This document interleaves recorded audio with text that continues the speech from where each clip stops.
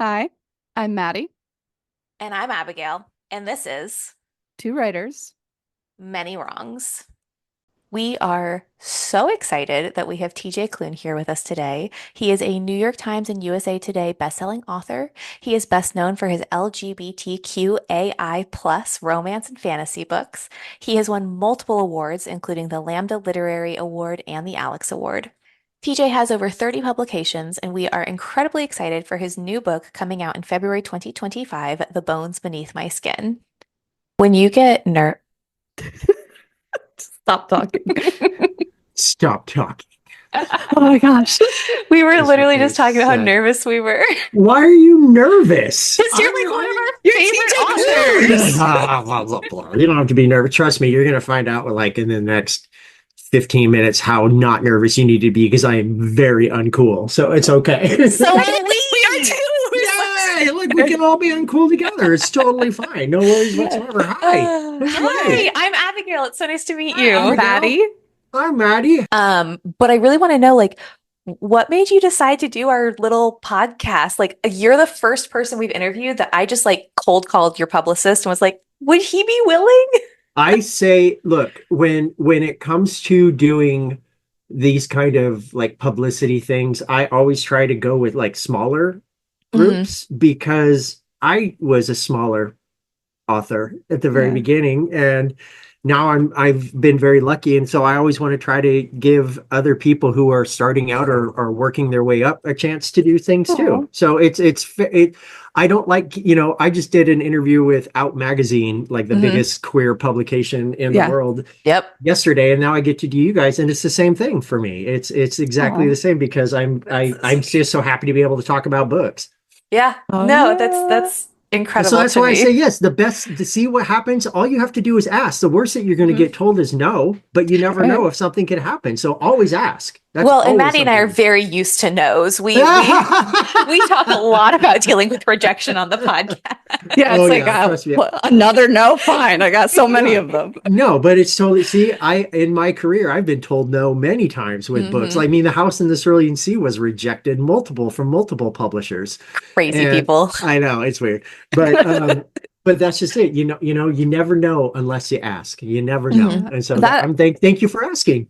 Yes, Of thank you course. for being here. We're It's so amazing. excited you're here. And that's this podcast has taught us, like, just ask. You don't know. Yeah. Oh yeah. Oh yeah. I mean, again, the worst thing that's going to happen is somebody says no, and then you just move on to the next. Yeah, Yep. exactly. Yeah.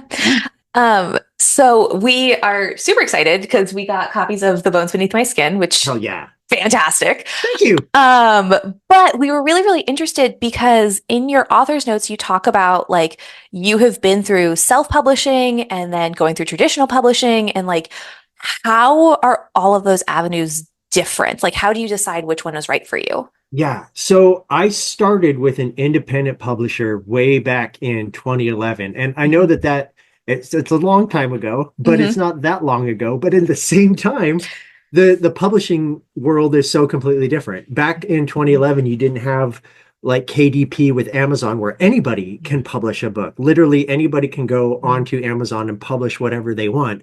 That didn't exist in 2011. So when I wrote my first book, I didn't know what I was doing. I didn't have an agent. So what did I do? I went online and Googled gay publisher. I clicked on the first one, submitted my book to them, and they accepted it. They bought it, and then they turned around and published it. And I stayed with them all the way up through 2018. Wow. And the reason I say there's a big reason for that, and it's kind of like a perfect storm. In 2018, oh, let me go back a year. 2017, I wrote The Bones Beneath My Skin. 2018, I submitted it to the publisher. At the same time, I had just finished The House in the Cerulean Sea and got an agent, and that book was sold to Macmillan and Tor along with some others. So I was with an independent publisher and a traditional publisher, even though the traditionally published book was still a couple of years away.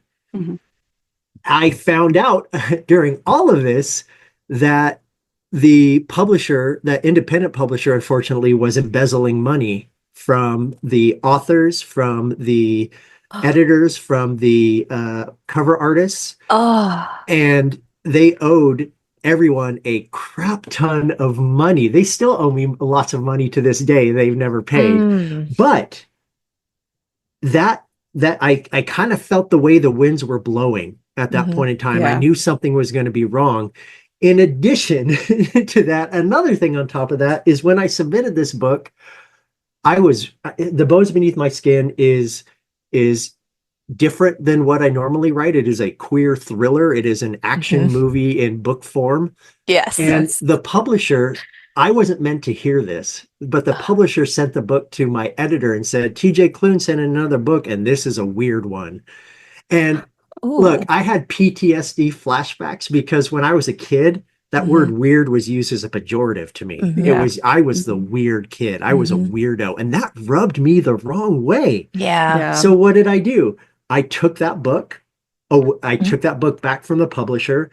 I took every other single book I had written back from that publisher, which was 20 plus titles, and I self-published all of them, all at the same time, on top of working with Macmillan and Tor in the next couple of years. So The Bones Beneath My Skin was self-published in the middle of all of this and self-published at the same time as 20 other of my older novels. Yeah. And it got lost in the shuffle. And so when Macmillan and Tor came to me and said, hey, is there any of your backlists that you think would be a good fit for us? I said, hell yeah, I've got so many. But I specifically mentioned The Bones Beneath My Skin because this story, I love this book. I adore this book, and I wanted this book to be out in the world. Self-publishing, independent publishing, traditional publishing, it really depends upon what is the right avenue for you. Remember, self-publishing, anybody can do it, but that also means that anybody can do it. So when you put a book out into the world, thousands of other people are putting a book out into the world. Independent publishing, you have a little bit more of a safety net because the publisher should be the one paying you to publish your book. You'll never see advances that you might see in traditional publishing, but you will see. My very first advance for my very first book was $250. And I would celebrate that. I did. I was like, somebody is paying me to write the book. And then that earned out like in the first day for the first month for my first book. So it really depends upon where you want to go. I've done all three. Self-publishing gives you complete and total control, but you don't have, editing, you don't have marketing, you don't have any of that. So you have to find that on your own and pay for it. You should pay for it. People should not be editing your books for free, because if they are, chances are they may not be the best editor. Traditional publishing, you have less control, but you have the marketing, you have all of that backing. Independent publishing, the publisher has some control, but you don't have the marketing. You don't have the budgets to do all of that stuff. So it really depends upon what you want to do as an author. There's no wrong way to go, but you just have to figure out, especially if you're independent and self-publishing, how is your book going to stand out from thousands of other books that are being published at the same time? So it can be a crapshoot. You just have to figure out, because you'll hear stories all the time of self-published and independently published books breaking out to the mainstream. But that is still very rare. That is not something that happens all the time. We hear about it all the time, but it's usually just the same handful of books. So it's hard to make your voice heard, but if you believe in your story and you're writing it because you want it to be read by others, then you just need to figure out what is the best way for you in order to get that book out into people's hands. Yeah, Maddy and I are both in that process right now. I've just started querying agents. She's finishing edits on her novel. But I write contemporary fiction. She's writing an amazing space opera. Hell yeah. So like it's very, we are very aware that if we were to self-publish, we're not going to get Book Talk famous. Like we are not going, chances are probably not, but it happens. It does happen every now and then, but you can't rely on that to happen, because that's not going to happen. Exactly. Yeah. I think it's important to figure out what it is that you really want. I think both for Abigail and I, we have a story, we want it to be told, and it's important to us. And like, if somebody wants to give me $200 for it, I'd be so happy. Exactly. The size of an advance should not necessarily be important, especially when you're first starting out. Look, we hear every now and then of those stories of debut authors getting like huge 6 or 7 figure deals. Their books are, the rights to their books are being bid upon by movie studios and all of that. A, that is extraordinarily rare. And B, I wouldn't wish that on my worst enemy, to have that be your first book, because what happens with your second book? Do you think you're going to have the same amount of everything? No. Yeah. The best advice I can give to authors is to build your back catalog, because if somebody finds something that they love in your books, they can go and say, oh, this person published other books too, and I can go read those as well. It's disheartening, and it sucks when you find a book that's amazing and you realize it's the only book the person has published so far. Yes. Yeah. Because then you have to compete with yourself. It's like, I've gotten here with this first book, and now how that's an impossible goal to reach. Right. Put a lot of pressure on yourself. Even when The House in the Cerulean Sea has done as well as it has, I doubt I will ever reach those highs again. And that's totally okay with me, because I was able to do this one thing this one time. Like Somewhere Beyond the Sea, the sequel debuted at #1 on the New York Times bestseller list. I don't have to worry about that ever again. I mean, my publisher will want to worry about that for the rest of my life. But to me, I achieved that goal. Now I can do stuff that I want to do. And I am very lucky that my success has afforded me the opportunities that I have to tell the stories the way that I want to tell them. Yeah, no, that's amazing. How did you, you mentioned that, you did independent publisher and then you went and got an agent later on. Like, what inspired you to then go get an agent and try traditional publishing? This is such an embarrassing story. Oh my God. You don't have to do No, I'm going to do it. I'm going to do Okay, it because it shows you the hubris that you can sometimes have. So in 2016, this would have been before I had started writing like The Bones Beneath My Skin, The House in the Cerulean Sea, and all of those books. I got reached out. An agent reached out to me. Her name was Deidre Knight, and she had just read Wolf Song, the first book in the Green Creek series that had just come out that year. And she said, how do you not have an agent? And I said, well, I've kind of just been doing this on my own. She was like, I would love to represent you. And I said, no. No. Why did I say no? Because in my head, an agent was just there to take some of my money. Right. And I was already doing what I wanted to do. Right. I was already publishing on my own. I was finding some level of success on my own. So why did I need an agent? And then I wrote The Bones Beneath My Skin, and then I wrote The House in the Cerulean Sea. You might not think those two are related, but I think that they kind of are, because Artemis Darth Vader, one of the main characters in The Bones Beneath My Skin, to me is a precursor for the kids on the island. Yes. I think she would fit in perfectly. I literally kept thinking about her and Lucy being best friends. That's what I think about a lot too. Yeah. She's a bit more precocious than the kids are, but there's a reason for that. Yep. Yeah. But I kept thinking, how cool would it be to continue on and do things from a kid's perspective? And so I wrote that book, and I went crawling back to Deidre Knight. I said, hey, remember me? And like, this is like a year and a half later. Go, hey, remember me?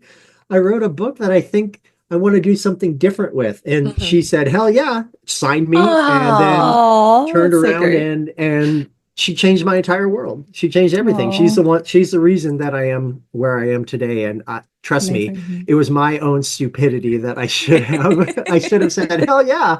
But no, I was like, no, I'm good. Thanks. Oh I make my own gosh, money. that's so funny. But that's really wonderful that she understood that, because I think there is a lot of misunderstanding about like what an agent is actually there for. And like Maddie and I are lucky enough that we have kind of been taught like agents are there to protect you. But I think a lot of authors do see it as like just another person to kind of skim off the top kind of thing. So it's nice that she took you back. That was, she didn't have to. Absolutely did not have to. But here's the thing. That is an agent. You said it correctly. An agent is there. The good agents are there to protect you. An agent is there to fight for you. An agent is there to be in your corner. An agent is there to handle the good things and the bad things. I would not be anywhere without Deidre Knight. An agent is to be perfectly frank, if you want to get into traditional publishing, you have to have an agent, because they don't take unagented submissions. So you have to have an agent. An agent allows you to get your foot in the door because a good agent has contacts and good agent has been in the industry for a while. Yep. But my advice to people searching for agents is that if you find one that you think would be a good fit, always ask them for a list of their other clients. So you can reach out to their other clients and say, hey, how is this person doing as they represent? A good agent would be like, hell yeah, here you go. Here's talk to my people. If an agent is cagey, if an agent says, no, I don't want you to do that, that's a red flag. That is absolutely a red flag. That's really good to know. A good agent will want their authors to be able to speak to their mission, to their talent, to what they do. And it's basically getting references. Yeah. You are essentially interviewing an agent to be your agent. And if, like any job, you want to talk to other people involved with that agent. That's true. That's really, really good to know. Because again, I've only been querying, I think, for maybe 2 months now, and gotten lots of rejections, which I'm used to. But I am almost worried that, like, the first person that says, like, hey, can I, get your full manuscript or whatever else, that I'm just going to jump on it and, like, be so excited. Like, well, you should be. You should be absolutely excited. You should give that, but that excitement should be tempered with expectation. It should be.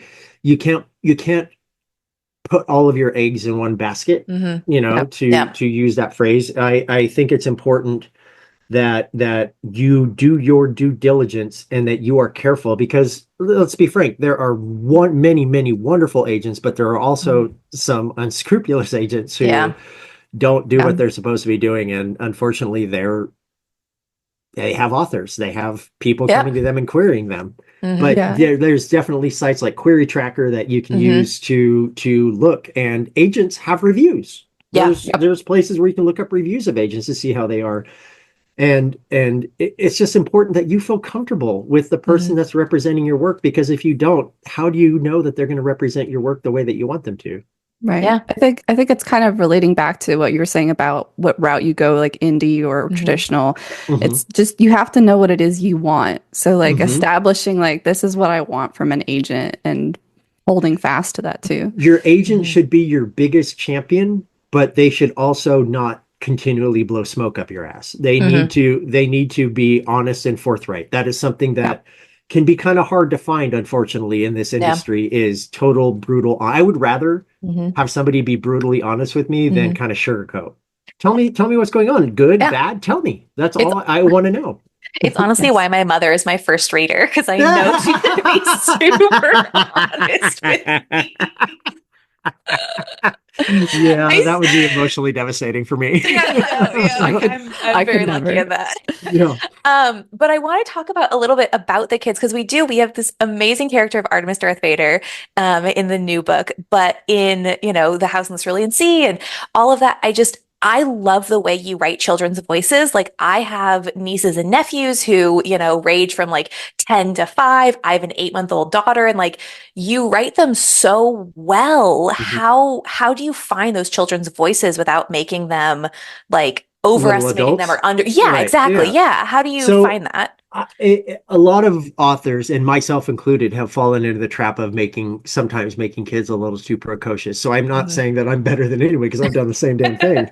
But look, when I was a kid, I never got the chance to be a kid. I grew up in a home that was not loving or safe or happy. I learned early on that things that brought me joy were things that could be taken away. I was made fun of for my love of reading and writing by adults who should have known better. Right. So I never really got the chance to be a kid, especially growing up in the 80s and 90s in rural Oregon. I knew I was gay by the time I was 10 years old. And you can imagine how a slightly effeminate kid with undiagnosed ADHD in 80s and 90s Oregon would have a target on his back. So I never got the chance to be a kid. I had to be always on my guard. And I think when you grow up, you start to get that filter of cynicism that comes with age. And I hit that filter way too early on because I had to.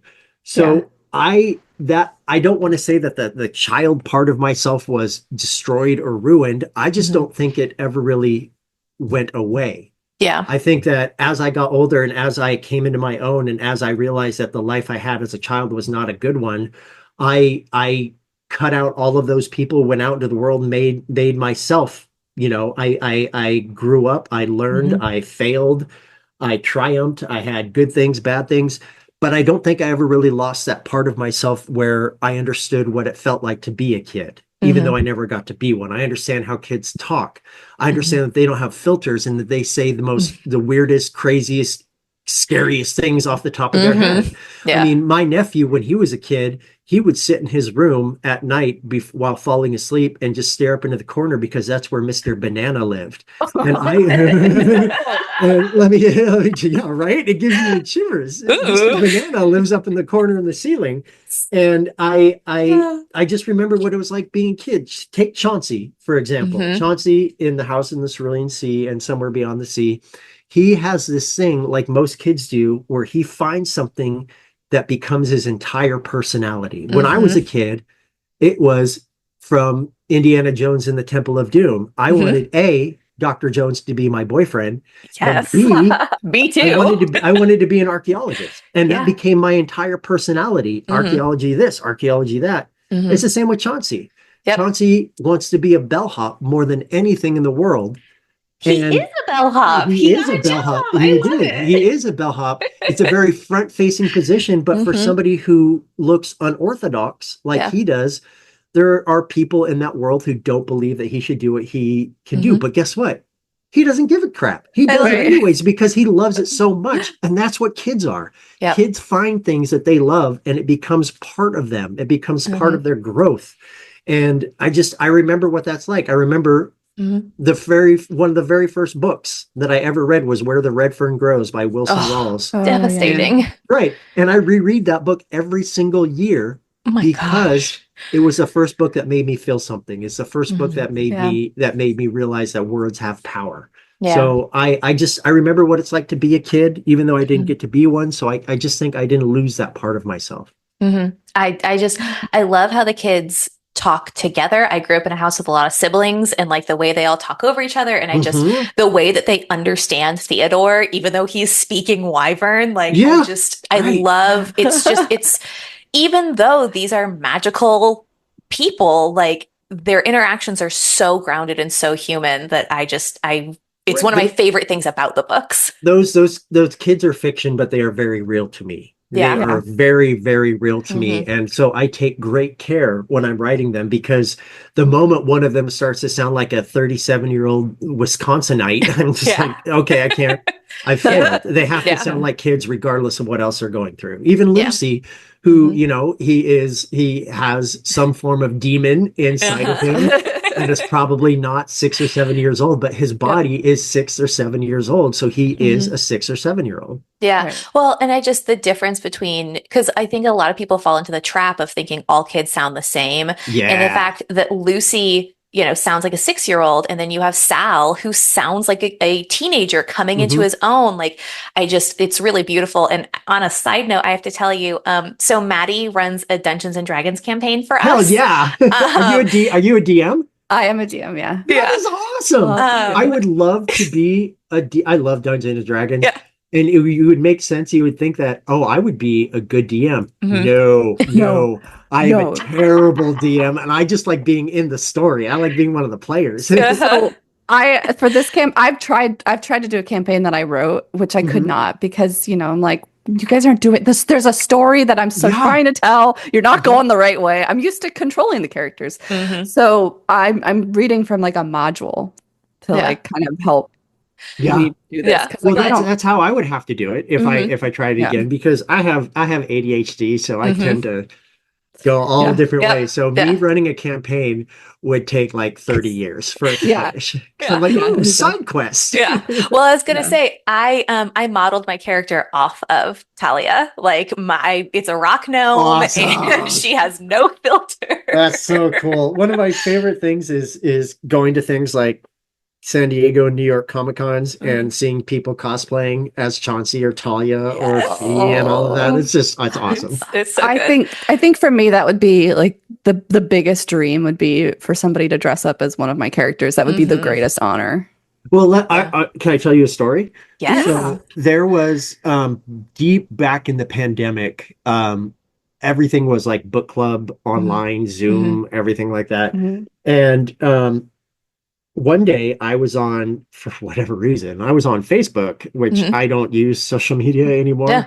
But back then I was on it and I don't check direct messages. And the reason Mhm. I don't check direct messages is A, I get a lot of death threats, and B, I get a lot of men emailing me going, "Hey, your book really turned me on. What do you think?" I'm like, Oh, no, ugh. thank you. So what, I don't know why I clicked on it, but one time I had this message pop up and I accidentally clicked on it, Mhm. whatever. And in this message was at the top was some text in brackets, and it was from two queer dads. And they were telling me that they had just read The House in the Cerulean Sea with their 7-year-old, and he wanted to talk to me about it.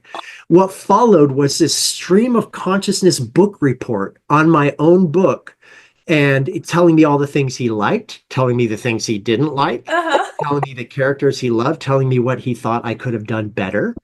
And then towards the end of this, the tenor of the conversation, or the tenor of the message change, he started saying about how the pandemic has made him feel very sad and very lonely, Oh. but that The House in the Cerulean Sea made him feel like he was with his friends again. And Oh. and then it finished by saying, would you like to see my Mhm. Chauncey costume? And I said, forgetting I was speaking Yes. to a child, I wrote, Yeah. hell yes, I want to see your Chauncey costume. And this, thankfully, the dads were totally chill with it, but Yeah, yeah. they sent me this picture of this remarkable little boy in a full green spandex bodysuit. He had put suction cups on his arms. He had painted paper towel rollers and attached them to the top of his head and put golf balls for the eyes on top of the stalks. And then he had a little bellhop cap Oh my God, I'm in gonna the middle. cry. And then at that point in time, I was thinking, oh my God, this is amazing. This is wonderful. And then I had a very foreign thought. Am I a fucking children's author? Yeah. So it is remarkable that I get to see the fruits of my labor, that I get to Yeah. see that almost in real time, that people were Mhm. touched by words that I wrote down on a page about kindness and the Antichrist. Oh Yeah. my gosh, that Kind is the of. literal dream. And now all I want to do is get one of those like the Big Bass Billy fish on the Yeah, wall and send it to that little boy and be like, "Here's your Frank. Here you yeah, it's go." exactly, Like, exactly, exactly. It's just you never know who you touch with your yeah. books. Yeah. You always hope that there's going to be someone out there. When I published my first book way back in 2011, I told myself that at least one person walks away thinking differently than I have done my job. Hmm. Yeah. All these years later, I've done my job, but I'm Yeah. still going to keep doing it even more. Yeah. Yeah. I mean, so that kind of leads me to a question that I had here that Maddie and I talked about. Like, do we ask it? Do we not ask it? I don't know, I'll whatever. ask it. So you have worked really hard to brand yourself as like the anti J.K. Rowling, and I Hmm. love it so much because I was that Harry Potter kid growing up who Yeah. is devastated to learn the type of person that she has become, or not Hmm. become, has apparently always been, Yeah. and just how despicable it is. And so with your books, like you said, like, am I a children's author? Am I not? Like, you have YA novels. Are you hoping to like speak to a younger audience and help to kind of form it the way that we grew up with Harry Potter? Or do Hmm. you kind of hope to talk to those adults who we've lost that source of comfort and joy looking for something new? Both. Okay. There was Yes. there's Thank this. God. I was at an event at North Carolina a few weeks ago, a couple of months ago, I should say Mhm. now, and I was on stage in front of 1,000 people. I gave a speech and it was wonderful. It was cool. And then at the very end, we did a Q&A. And in my speech that I gave for the Summer Beyond the Sea tour, I talked very specifically about the harm that J.K. Rowling caused Yeah. with her actions, Hmm. with her words. Hmm. And the gentleman on stage with me asking me the questions put forth a thing to me that he was dealing with. He has a non-binary 13-year-old daughter Hmm. that's how we referred to her, Yeah. Yep. as his Hmm. daughter. And they had picked up on their own the Harry Potter series and Hmm. were reading it. They don't have social media, so they don't know Yeah. anything Yeah. about J.K. Hmm. Rowling. And his question to me was, should I tell her about Oh. J.K. Rowling, and should I take the book Hmm. away from her? And Yeah. I said two things. I said, first, you never take a book away from a kid, Mm-mm. ever, ever, regardless of who wrote it, I mean, unless we're not talking like Mein Kampf, No, like of Adolf course, of Hitler, course. but like Harry Potter, kid, Yeah. meant for Yeah. young readers. You should never take a book away from a kid. However, I told him, it sounds like your kid is very self-aware Yeah. about who they are and who they want to be. So you present them with the facts and let them make their own decision about how they want to proceed. A big thing about House in the Cerulean Sea, and specifically Somewhere Beyond the Sea, is if so many decisions are being made on behalf of young people, why is nobody asking the young people what they think? Yeah. We're talking about their trans classmates being targeted. We're talking about books being removed from their schools. We're talking about how in states like Oklahoma, the Bible is now required to be in classrooms. And why is nobody asking the kids what they think? Right. Why is nobody asking them what they think? And that's the big thing. That is a big focal point. Read what you want. You can, if Harry Potter, if that book's, I've read all the books. I stood in line for the last book. I've seen some of the movies. I know what it's like. I know what that's like, and I know how much that can hurt to have an author like that meant so much turn into the villain that she warned about. I get that, but never ever take a book away from a kid, man. Never take a book away from a kid if they're old enough to understand, nuance. Then present them with the facts and let them make their own decision. That's what you have to do. And if I told the gentleman, if your non-binary kid chooses to continue reading the book, even with all the facts, that is totally fine. That is with that, they should read whatever makes them happy. Absolutely. Yeah. I do like this idea of framing the narrative of kids are smarter than we think they are. And I think that they're smarter than we ever were at that age. And I think that is why you write children so well, is because you acknowledge that. Like, kids are aware. Kids can make those decisions, and we need to and be they should be aware of allowed that. to. In the framing of if it would not bring them great harm. If it would not, they can wait until they're adults to have to go to war, go into fights and everything like that. But as of right now, they should be focusing on growing up, learning, and also feeling protected to be who they are. That's something so many kids don't have.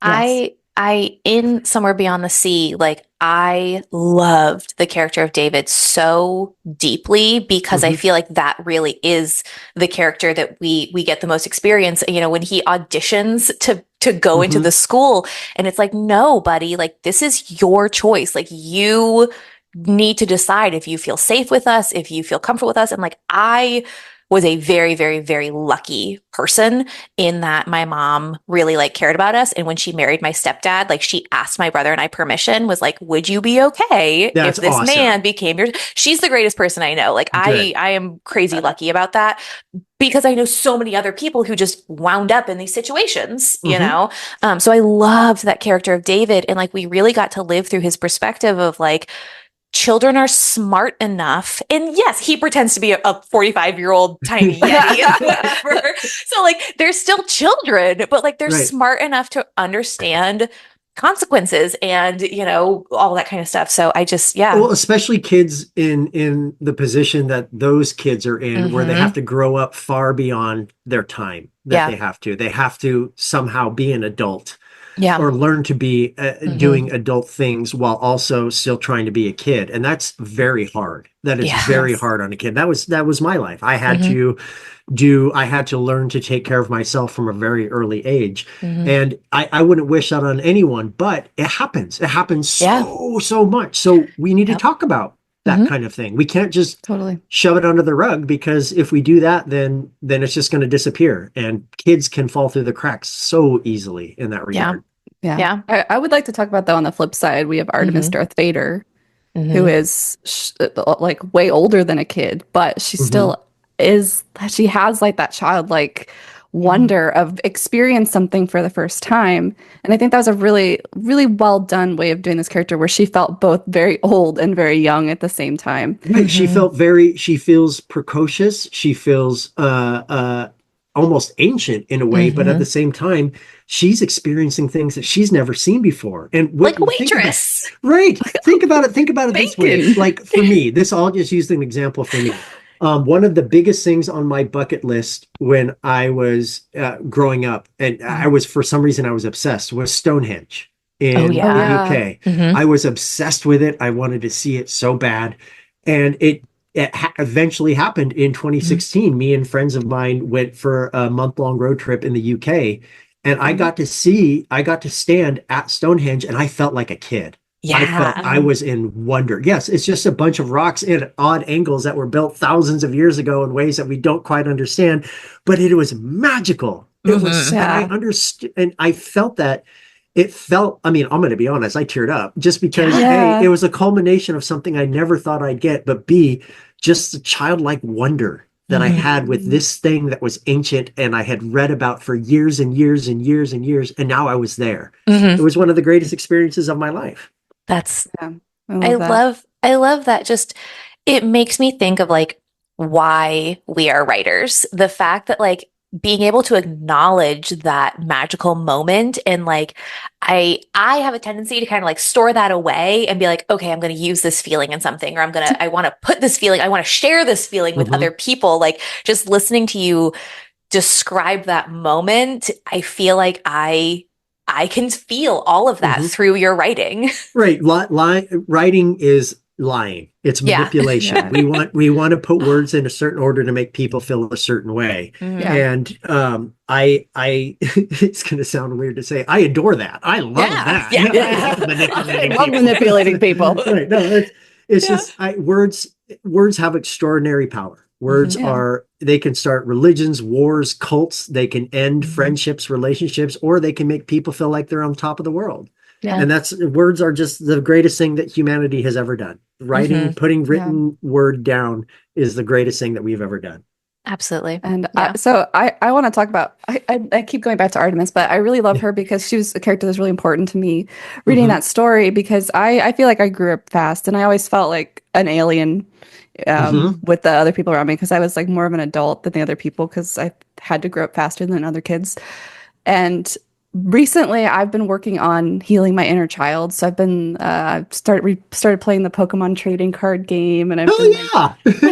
been like replaying like Mario games and like Zelda Hmm. games, I'm and just it's right now I'm like 60 hours into Dragon Age Veilguard, so it's oh totally yeah, fine. Amazing. that's on my list. I got to get there. So Ah, ah. I've been healing my inner child, but I am I'm a 30-year-old woman, but I'm Mhm. like experiencing childhood. So like reading Artemis was like that's like art is like me. She's like oh she's old, but she's a Hmm. kid. She's experiencing these things and She's having that childlike experiencing wonder for the wonder. first time. Yeah, Yeah. Yeah, wonder. And it over little things like the waitress, like Hmm. bacon, yeah, like trucks, like, Yes. like just all these little things that we take for granted yeah, Hmm. that we always do. And I find it fascinating that everything is go, go, go, go, go. But what happens if we slow down just a little bit? Hmm. What happens if we slow down just, I mean, there's Yeah. that old adage, stop and smell the roses. Hmm. That's yeah. why not? Yeah. Why not do that? Hmm. Yeah, I mean, that was Yeah. such a beautiful scene though, when Nate was looking at the flowers, the Oh, field of Mhm. flowers, and they yes. bloomed. Yeah. That is such a memorable like photo moment Hmm. of that book It that Yeah. sticks in my really Yeah. is. mind. And And Hmm. it's a I small just, moment. it is, but you have to have small moments or the big moments aren't going to feel Hmm. big Exactly. Yeah. because the smaller moments are additive. They Hmm. not only do they add to the characters, they add to the general feeling of the Hmm. books. That's why I think so many authors, new and old authors alike, forget that small moments are just as important as big, huge, Hmm. whatever. Like if you have these little small moments, one after another, they're going to build into something extraordinary. But you Yeah. have to take care. Hmm. It's like putting together a Hmm. puzzle. You have to put Hmm. things in the right place in the right order. Yeah. I do kind of want to shift gears a little bit. Just we've talked a lot about how your books span a lot of different ages and kind of subjects and things like that. Um, we shelve your books in the fantasy section, but Mhm. they, at their core, have these romantic elements and romantic stories to them. Right. How do you view your books? Do you view them as romance novels, or they're just what I write, or, you know? I did when I first started, because when I first Hmm. started, what was known at the time as MM romance, and I'm Yep. sure that people still probably use that Yeah. nomenclature, but MM romance was where I got my start. I um romance to me it's not a pejorative. Romance is obviously the most the highest grossing genre for year after year after year by far. But as I've gotten older, I'm 42 now. When my first book was published when I was in my 20s. I'm 42 now, and I don't want to say I've grown beyond needing to put romance as a central factor in my books, but as I've gotten older, I've wanted to explore different kinds of love, not just romantic love, but friendship, family, platonic. I mean, if you look at In the Lives of Puppets, my novel, that's a queer retelling of Carlo Collodi's The Adventures of Pinocchio, except it deals with machines. Is that book considered a romance? I don't think necessarily it is. I think to me, Vic and oh my God, I totally just spaced on his name. Oh my God. I've done that to my own characters before. Many. Maddie, you just pulled it off your shelf. Vic and Hap. Vic is on page discussed as being asexual. Hap doesn't have, he's a machine who does not have any genitals. So are they in a romantic relationship? I don't think so. To me, they're basically lifelong platonic partners. They are friends with something a little bit more there that only they have. I am fascinated by the idea of other kinds of love and those kinds of relationships. In addition, I've also, something that I was guilty of, because when my first books came out, I was in my 20s. My characters were in their 20s.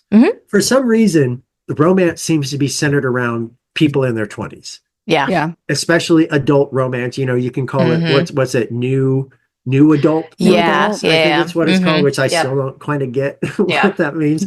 But you have adult romance, you have new adult romance, you have YA romance. They're all centered around young people. Always. So a book like The House in the Cerulean Sea, it has a romance in it. It's not the focal point, but the romance is between a 40-year-old fat, fussy queer man and a 45-year-old man.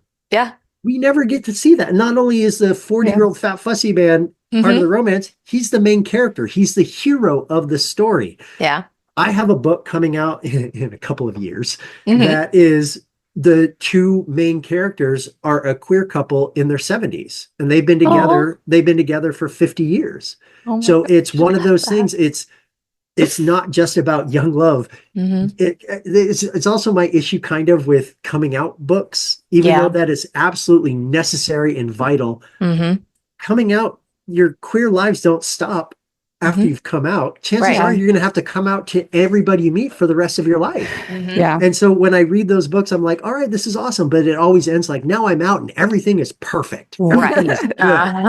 But that's not the end of the journey. And that's kind of the same thing with romance. Just because you don't need to find love in your 20s. You can find it in your 30s, 40s, 50s, 60s, 70s, 80s, 90s. It doesn't matter. It doesn't matter your age. It's just who you are. And so romance, I think that I am moving away from romance as being a center point for my stories.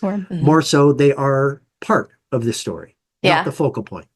Yeah. I absolutely love that. I was talking to my godfather yesterday, who actually, he's the one that introduced me to your books. He started reading the Green Creek series and loved them. And then, started reading the rest of them and gave them to me and stuff. But we were talking about just how wonderful it is to have like queer joy books, because, especially like when we do like book clubs, it's a lot of, Little Life and On Earth We Were Briefly Gorgeous and like just these hard, depressing, and he, as a gay man, he's like, these are necessary. He's like, but it's so nice to just jump into TJ Klune, where it's just a fact. Like, they're just queer. It's like, that's great. And look, there's places for books. Like I've never read A Little Life. I have to be completely upfront. I can't do it. I've heard the stories about the book, how it seems to some people, it seems like trauma after trauma after trauma after trauma. And look, I get that. But at the same time, that's all I grew up reading. If I found queer characters in books, they were there to be the offensive, over the top stereotype sidekick, or they were there to teach the straight characters a very valuable lesson by getting sick, by getting hurt, by getting killed, by having all this trauma associated with that. The best revenge queer people can have in this world is to live happily and to live successfully. Yes. Yeah. I took that to heart because when I was a kid, my father died when I was 5 years old, and 6 months later, my mother remarried to a horrible homophobic man who came from a horrible homophobic family and adopted me and my sister, giving us the last name Klune. Now, all anybody knows about the name of Klune is Queer Joy. I took their name. I took their name filled with hate and bigotry and turned it into something positive. I got revenge, not by hurting other people, but by changing minds, by changing the meaning of something. And I get why, seeing all the facets of a queer life is important, but why can't we focus on queer happiness, especially now when especially the anti-trans movement is reaching a fever pitch? Yes. Why can't we have stories where people from our community get to be the heroes and get to succeed? I don't understand why that can to some be off-putting when they think, well, no, that's not realistic. Our lives are a little life. Our lives are on earth were brief and gorgeous. And I'm like, okay, yeah. My life was a lot like that growing up, but you know what it is now? It's filled with hope. It is filled with joy, and I changed it. So, and that's exactly what go ahead, Maddie.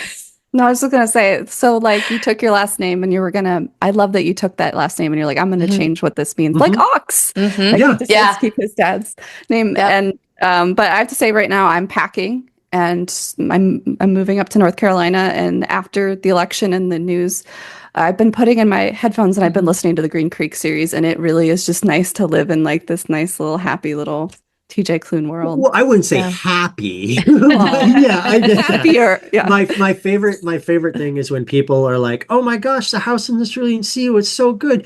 Oh look, there's TJ wrote a book about wolves. I bet it'll give me the same warm and fuzzy feelings." And then I get emails from them going, "You emotionally destroyed my life."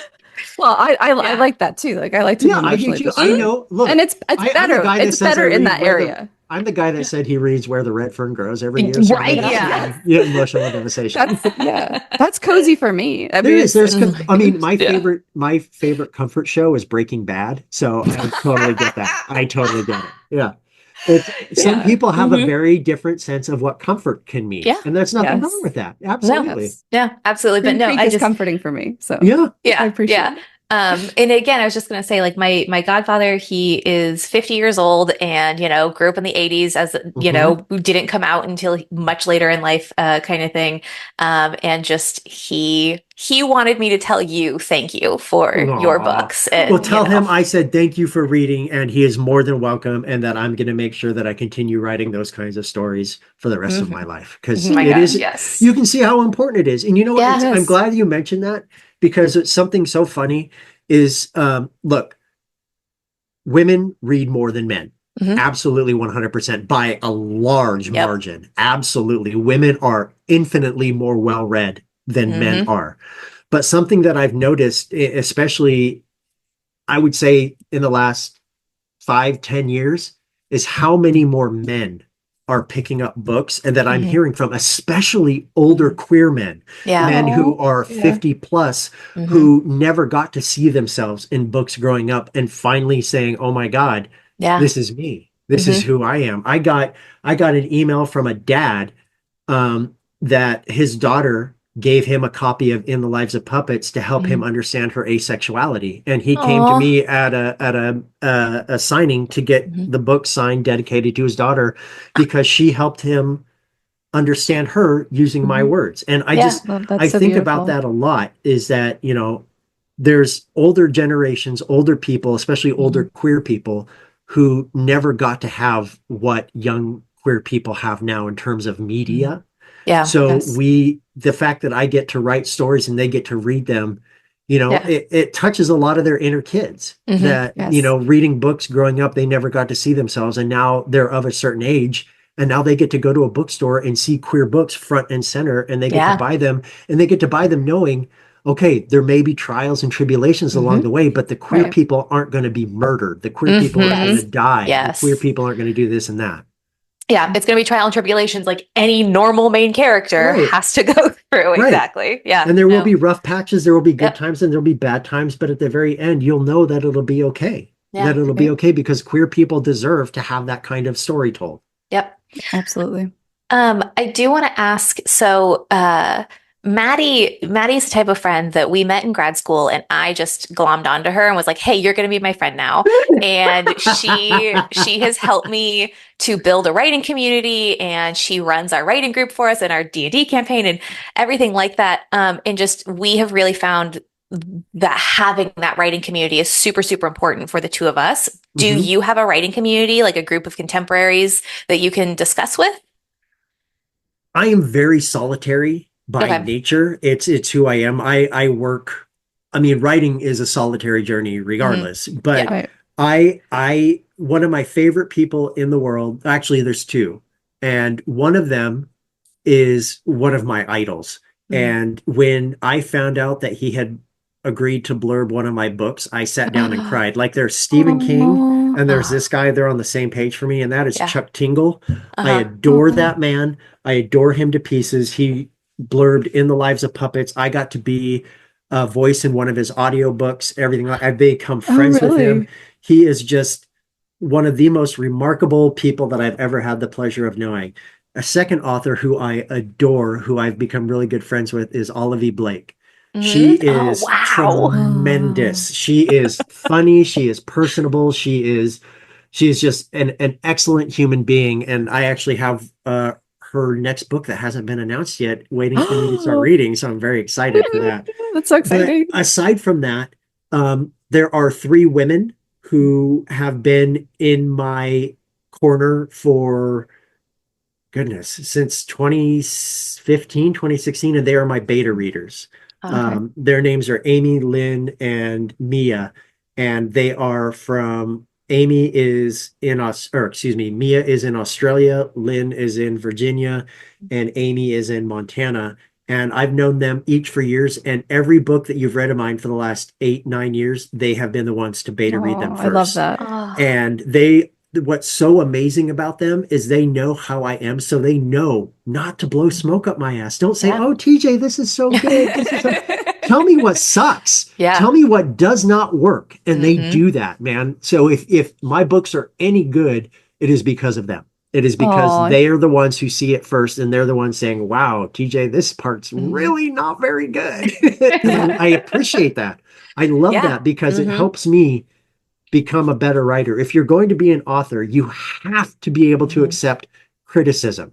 You have to be able to work with an editor to make your book better. Editing is one of my favorite things in the world, because I love it when my editor, who I've worked with for years now, kills my darlings. She knows I'm very verbose, and so when I send it to her, I'm like, "Cut whatever you want. Cut. And she, in addition to my 3 beta readers, are the reason why my books are any good. Oh, well, thank you to all of them, because your books are very good. They're doing a great job. You should see them in their original states. In that first manuscript draft, it is not always pretty. That's always my comfort as I'm editing my book, like getting it ready to send it off. I'm like, every book you've read, there are so many other people who have read it first and made edits and changed it. So there's it needs to be what you want it to be before you send it to an agent. But this is not what's going to be put on a shelf. Like, somebody else is going to come in here and help. Yeah, exactly. Yeah. So if a good publisher, especially when you're a traditional publisher, there are a lot of people who have their fingers in the pie, so to speak, that they touch your book. You are not the only one that publishes a book, which is why whenever I write a book, I always make sure in my acknowledgments that I list every single person who touched my book, because they're a reason my book is out in the world. They did something. They worked hard on some aspect of the book to get out in the world. Writing is a lonely journey, but the publishing of a book is a collaborative team effort. Yeah. I love that. I'm totally excited for that. Yes. All right. So we're going to ask one last question. Okay. And so if you were going to give one piece of advice for upcoming writers to take away from this interview, what would it be? I have 2 things. Please read as much as you write. Read fiction, read nonfiction, read fan fiction, read whatever floats your boat, makes you happy, but you have to read. Reading is fundamental with becoming a writer. I have talked to authors who say, "I don't have time to read," and you are not going to go anywhere. You have to read. you have to read. Read whatever makes you happy. Read the genre you want to write in. Read genres that you don't want to write in. It's because you need to see how certain voices work. Right. To that end, read Stephen King's On Writing, his book about Ooh, yeah. how to. Yes. I have gone through like 8 copies of that. It is my favorite So how-to good. book in the world.